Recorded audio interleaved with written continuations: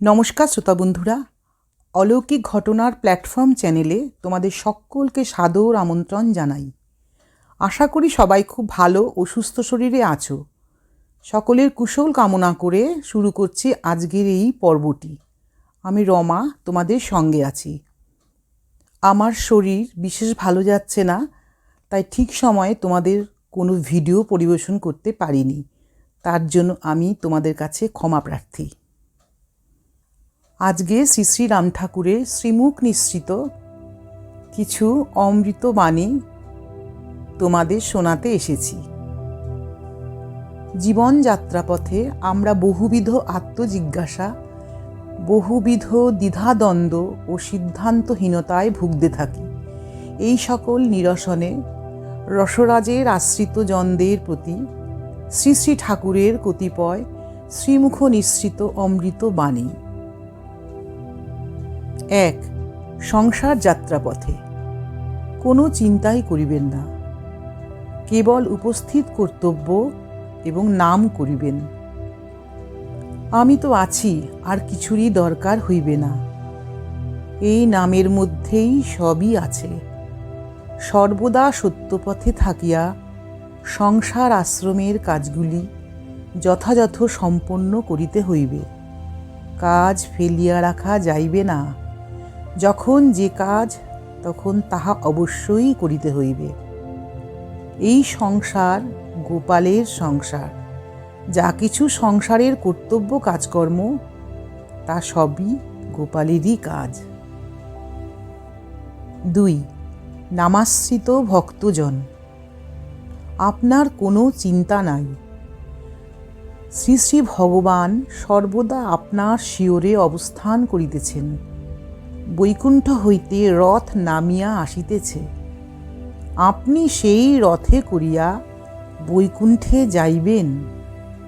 শুধুই নাম করিয়া যান। 3. নামরত ভক্তগণ।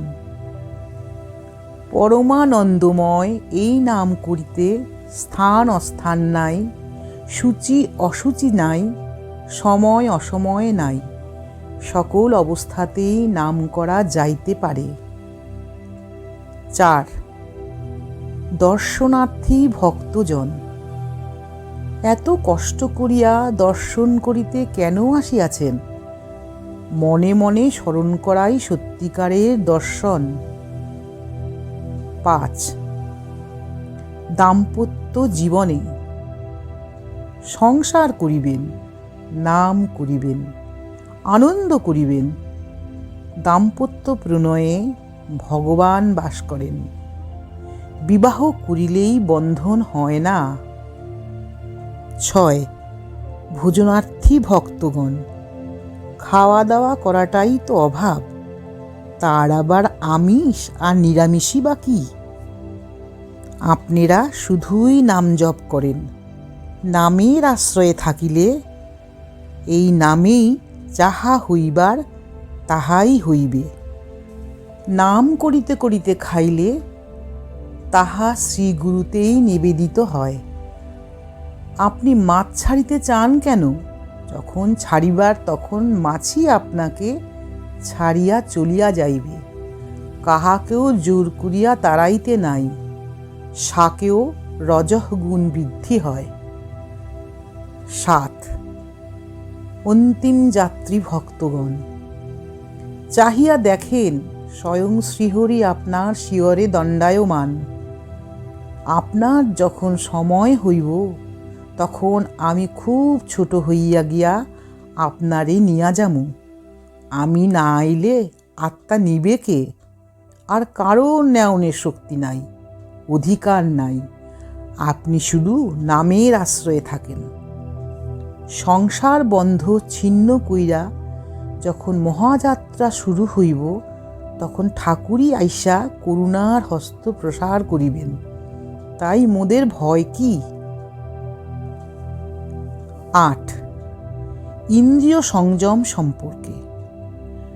যতই ভগবানের নাম করিবেন, যতই একাগ্র চিত্তে প্রাণদেবতাকে প্রিয় রূপে ভাবনা করিতে করিতে তন্ময়তা আসিবে, ততই বহির্মুখী ইন্দ্রিয়সমূহ অন্তর্মুখী হইবে।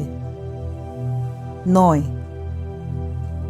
গুরু প্রণামেচ্ছু ভক্তগণ।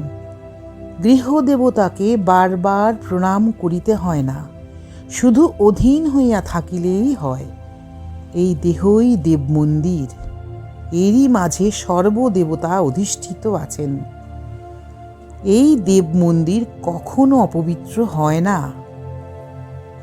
10. দুঃখ নিবারণ সম্পর্কে। একমাত্র নিত্যবস্তু বা স্বভাবের সঙ্গ করিলে দুঃখের হাত হইতে রক্ষা পাওয়া যায়। 11.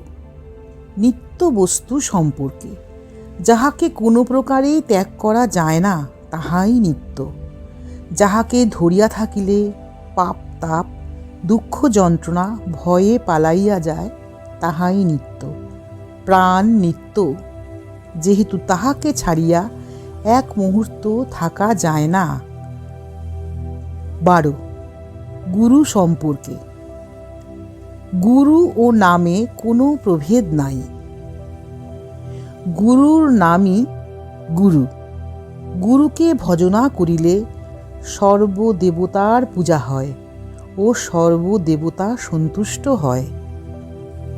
গুরুর বীজ নিষ্ফল হয় না।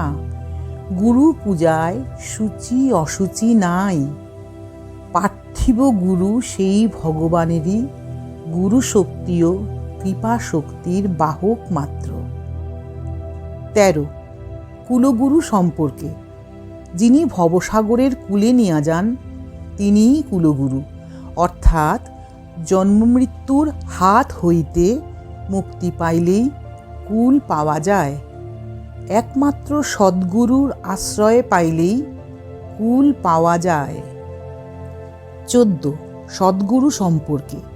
সদ্গুরুর কাজ হইল ভক্তকে উদ্ধার করা, নামই সদ্গুরু।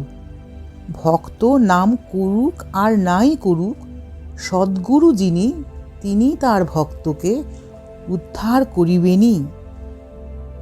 15. গুরু সেবার বাধক সম্পর্কে। মানুষের ধৈর্যের অভাব, অহং, কর্তৃত্ব তথা পাটোয়ারি স্বভাবই গুরু সেবার বাধক। এই পাটোয়ারির মার্জনা নাই। 16. প্রসাদ গ্রহণেচ্ছু ভক্তগণ। গুরু প্রসন্ন হইয়া যা দেন উহাই প্রসাদ। প্রসাদ যখন যে অবস্থায় পাওয়া যায়, তখনই গ্রহণ করিতে হয়। গুরু আশ্রিত জনকে নামামৃত প্রদান করেন। 17. কৃপা সম্পর্কে। ক্রি মানে করা, পা মানে পাওয়া, করিয়া পাওয়া। ভগবৎ কর্ম করে তাকে পাওয়া। 18. প্রার্থনা সম্পর্কে। প্রার্থনা করিতে নাই, প্রার্থনাই অভাব। প্রার্থনাই সুখ দুঃখের আকর। কিছুই চাইতে নাই, কারণ গুরুর দান অযাচিত। 19.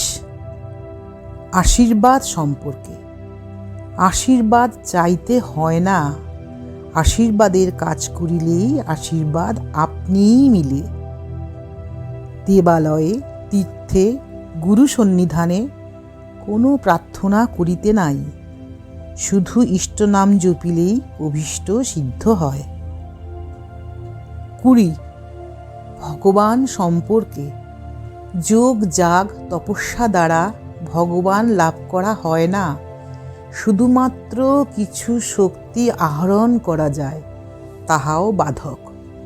ভগবানকে লাভ হয় কৃপা দ্বারা, ধৈর্যের সাথে, সহিষ্ণুতার সাথে, সম্পূর্ণ নির্ভরতার দ্বারা। নরলোকে এসে তিনি সাধারণ নরের মতোই সুখ দুঃখের সঙ্গে যুক্ত ছিলেন। আবরণে তার ঐশ্বর্য আবৃত থাকত। তিনি নিত্য লীলায় নরবেশে অতি সাধারণের একজন হয়ে বিচরণ করেছেন। তিনি কখনো গুরু, কখনো সখা, আবার কখনো তিনি কর্মচারী রূপে লীলাবিলাস করেছেন।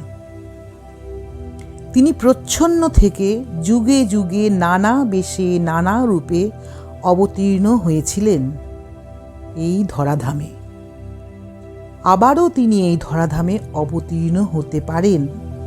শ্রী শ্রী ঠাকুরের মুখনিসৃত অমৃতসম আরও কিছু বাণী নিয়ে পরবর্তী পর্বে তোমাদের সঙ্গে আলোচনা করব।